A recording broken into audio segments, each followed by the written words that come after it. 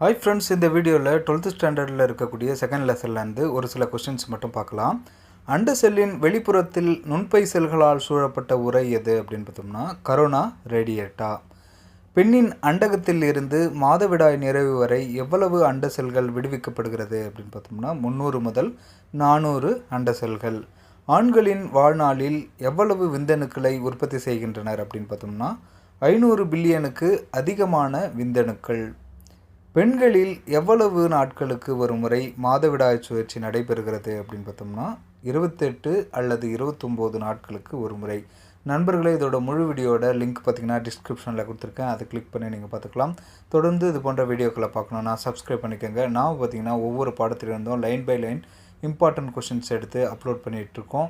இது யாருக்கெல்லாம் யூஸ் ஆகும் அப்படின்னு பார்த்திங்கன்னா UG TRB zoology, PG TRB zoology, NEET, TNPSC மற்றும் 12th ஸ்டாண்டர்ட் படிக்கக்கூடிய மாணவர்களுக்கு இது